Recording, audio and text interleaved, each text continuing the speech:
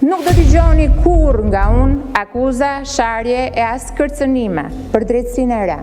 Pezullimi nga detyra e një ministri, në këtë rast edhe zëvendës kryeministri, pra drejt për drejt përgjegjës, është e reflekseve antidemokratike.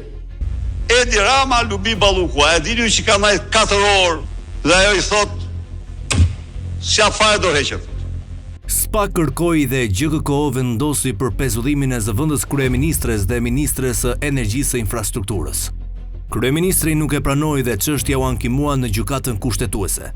Opinioni i juristëve është i ndarë, ku shumica thotë se kjo është ndërhyrje flagrante kushtetuese nga pushteti gjyqësor mbi pushtetin ekzekutiv. Kryeministria e ka quajtur këtë vendim të GKK si akte brutale, së pari që cënon kompetencën e kryeministrit për të emëruar antar të qeverisë, së dyti parimin e ndarjes së pushteteve dhe së treti godasin garancinë e imunitetit të antarit të Këshillit të Ministrave. Ky kaos i krijuar kërkon një shpjegim apo vendim të shpejtë të gjykatës kushtetuese. Nuk ka kohë për ta shtyrë duke lënë të kacafyten pushtetin gjyqësor me pushtetin ekzekutiv, sepse gjithë pasojat janë mbi qytetarët.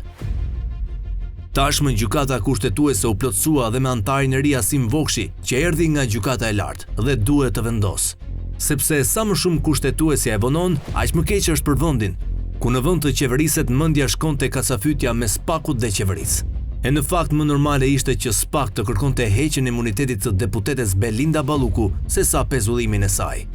E pora imuniteti kishte rënë edhe posti, detyra. Sidoqoftë, ky veprim i skajshëm i SPAK kërkon vendim nga gjykata kushtetuese.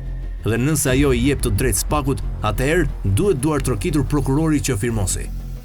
Dhe pas kësaj që ndodhi me zëvendës kryeministren, të bëhen gati të gjithë ministrat që kur të dalin në rrugë të jenë me trikoleshi se SPAK mund t'i marrë në zyra po kudo që ata të jenë. Sepse tani po vjen dhe dimri dhe është shumë ftohtë në kafaze.